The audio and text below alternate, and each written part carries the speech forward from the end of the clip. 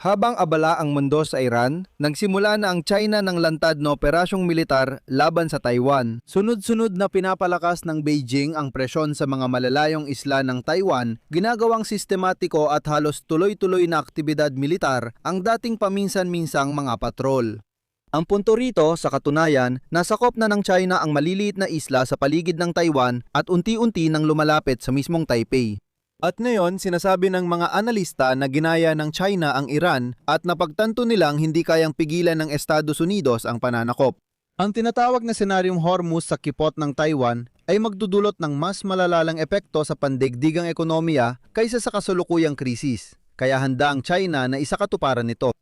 Hindi na kailangang palubugin ng Iran ang tanker para mapatigil ang isang kalima ng supply ng langis sa mundo. Ilang pag-atakeng misil lang ang ginamit at mga pag-atake ng drone para kumbinsihin ang mga kumpanya na huwag nang isiguro ang mga barkong dumadaan sa kipot ng Hormuz. Sa ilang araw lang, halos tuluyang na-block ang napakahalagang sentro ng enerhiya na ito. Ayaw pa ring akuin ng merkado ang panganib na ito. Maaaring maulit ang sitwasyong ito. Mas makapangyarihan ng Sina kaysa Iran at maaaring gamitin ang mas sopistikadong bersyon ng parehong ekonomikong pananakot sa kipot ng Taiwan. Ako si Alex Pichi, tara't pag-usapan natin ang paksang ito ng magkasama. Pero bago natin simulan ang episode na ito, hinihiling ko sa inyo na mag-subscribe sa channel, mag-like, mag-iwan ng kahit anong komento at siguraduhin mag-subscribe din sa aking Telegram channel na Pichi News. Ang link ay nasa description ng video na ito. Sige, magsisimula ako sa mga bagong balita tungkol sa Taiwan na hindi napapansin ngayon dahil nakafocus ang lahat sa Iran. Sinimula na ng Sina ang hybrid na pagsakop sa maliliit na isla ng Taiwan. Isang halimbawa nito ay ang lugar sa paligid ng isla ng Prato sa South China Sea.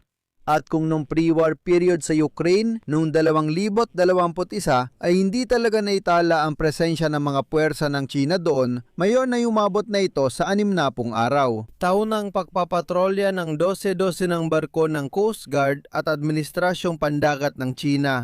Kasabay nito, nagbago hindi lang ang dalas, kundi pati ang katanghian ng operasyon mula sa simpleng paglagi sa kalapit na lugar, sa regular na pagpasok mismo sa teritorial na katubigan. At ngayon, sa simula ng 2026 na itala ang ilang bagong tinatawag na mga patruyang militar na nagpapahiwatig ng pagpapatibay ng ganitong gawain.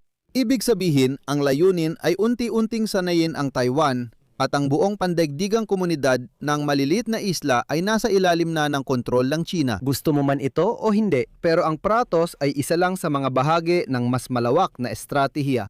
Ang totoo niyan, ang aktibidad sa mga isla ay isinasabay sa mga pangsasanay ng People's Liberation Army ng China. Sinusundan ito ng pagpasok ng mga drone at pinatitibay ng opisyal na pahayag ng Beijing tungkol sa normalisasyon ng ganitong uri ng pagpapatrolya at pagpapalakas ng kontrol sa mga sensitibong lugar. Sa ganito, nabubuo ang bagong modelo ng presyon. Ibig sabihin, hindi ito biglang mga eskalasyon, kundi unti-unting pagpapalakas ng presensya, na parang unti-unting binubura ang status quo at lumili ka ng de facto na kontrol sa tinatawag na mga pinagtatalunang karagatan. Sa pagdaan ng panahon, masasanay na lang ang lahat ng mga Chino na ang may kontrol doon. Sa pamatagalang pananaw, binibigyan nito ang China ng pagkakataong palawakin ang saklaw ng operasyon at subukan ng reaksyon ng Taiwan at mga kaalyado nito. Sinabi ng Financial Times na madaling magaya ng China ang taktika ng Iran. Madaling i-apply ang senaryong Hormuz sa digmaan ng China laban sa Taiwan. Hindi na kinailangan ng Iran palubugin ng tanker para mapatigil ang isang ikalimang bahagi ng supply ng langis sa mundo. Sapat na ang ilang mga pag-atake ng missile, ilang pag-atake ng drone para kumbinsihin ang mga kumpanya na huwag nang i-insure ang mga barkong dumadaan sa kipot ng Hormuz. At sa loob lamang ng ilang araw, ang napakahalagang sentrong ito ng enerhiya ay halos tuluyang na-block. Sabi ni Trump, magpakatapang at dumaan sa kipot. May sumubok at nakita nating may nasunog na tanker sa video. Mas makapangyarihan ng China kaysa Iran sa sitwasyong ito at maaring gumamit ito ng katulad ngunit mas masalimot na taktika sa Taiwan Strait. Nakabatay ang estratehiya ng Tehran sa ekonomikong pagkapagod, umaasa ang Iran na hindi kakayanin ng Estados Unidos ang matagal na mataas na presyo ng langis at sa huli, aatras sila. Kung mangyari ito, patuloy ko kontrolin ng corps ng mga tagapagtanggol ng Islamikong Revolusyon ang Strait ng Hormuz. Muling magpapatuloy ang supply ng langis sa pamamagitan ng mahalagang daan ng tubig, ngunit mangyayari lamang ito kapag pinayagan ito ng Tehran o kung may kapalit na tamang halaga. Kaya ng Beijing gawin ang estratehiyang ito kahit walang aktual na pagpapaputok sa mga barkong pangkalakalan. Pwedeng magsimula ang krisis sa Taiwan dahil sa isang panig na legal na pahayag.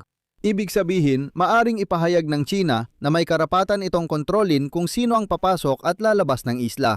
Pwedeng ipakita ng Beijing ang determinasyon nila sa pagpapakawala ng misil, pagpapaputok at pagdedeklara ng mga saradong zona sa Taiwan Strait. Kahit walang digmaan, kapag mukhang mataas ang panganib ng paglala, ramdam ng mga pribadong transportasyon, tanker at barko ang presyon at susubukang iwasan ang katubigan at himpapawid sa paligid ng Taiwan.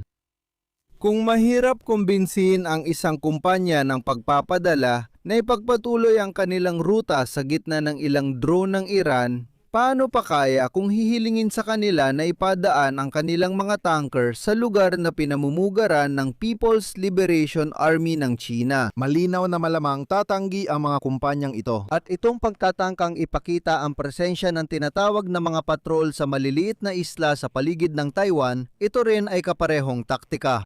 Sa totoo lang, unti-unti pero tiyak na pinupuno ng mga Chino na mga puwersang militar ang South China Sea. Sa isang punto, ideklara nilang kontrolado na nila ang lahat ng tubig na ito. At ayon sa isinulat ng Financial Times, kailangan mamili ng Washington.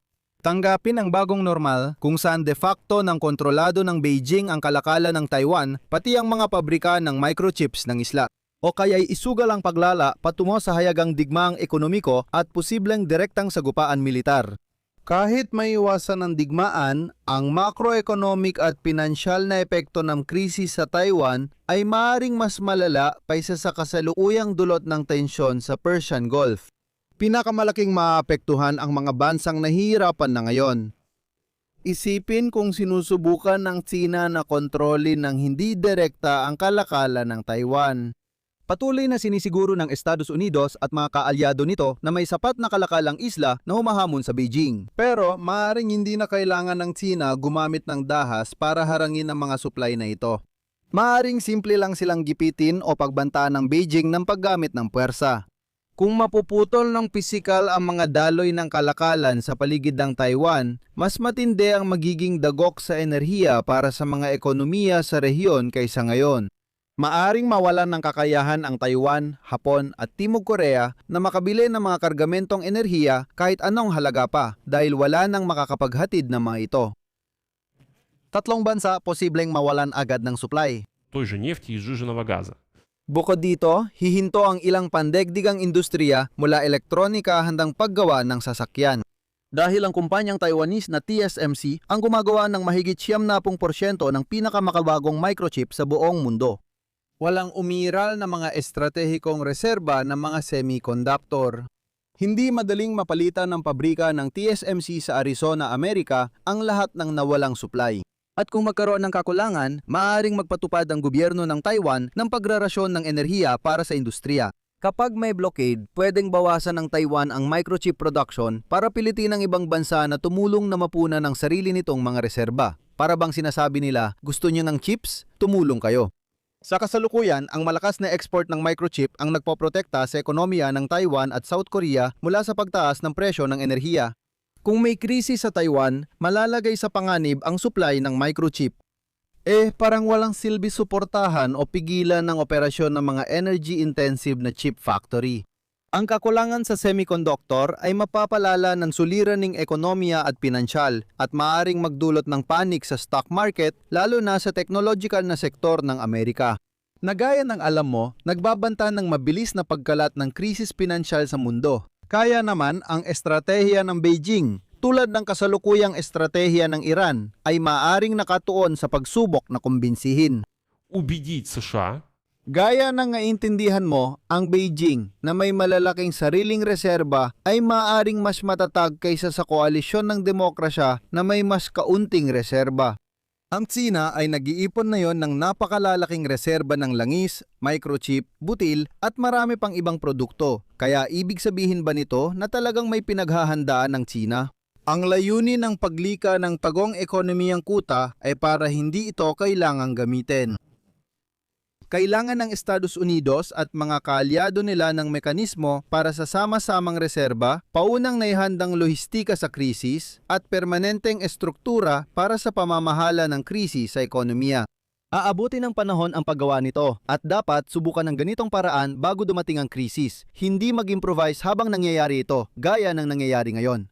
Sa kaso ng anumang krisis sa paligid ng Taiwan, ang pangunahing gawain, bago pa man magpatupad ng mga parusa laban sa China o putulin ang mga supply chain, ay ang pamahalaan ang pandaigdigang epekto sa ekonomiya. Malinaw na may mga aral na mapupulot ang magkabilang panig sa kasalukuyang digmaan sa gitnang silangan. Bumubuo rin ng sarili nitong mga konklusyon ang China. Malinaw niyang naunawaan na epektibo talaga ang blockade. At para naman sa kanluran, kailangan nilang bumuo ng sarili nilang mga konklusyon kung paano maghanda sa mga ganitong senaryo at kung ano ang dapat gawin tungkol dito. Dito ko natatapusin. Ibahagi ninyo ang inyong opinyon at mga konklusyon sa ibaba ng episode na ito. Mag-subscribe sa channel, pindutin ang kampanilya at huwag kalimutang mag-like. Kung nais ninyong suportahan ang YouTube channel na ito, lubos akong magpapasalamat. Maaari kayong mag-donate, kumuha ng bayad na subscription o maging sponsor. Ang mga link at detalye ay nasa description ng video na ito. Nakasulat doon, suportahan ang channel ni Alexi Pechay. Piliin ninyo ang pinakakomportableng paraan para sa inyo. Yun lang po. Ingatan ninyo ang inyong sarili. Paalam sa lahat.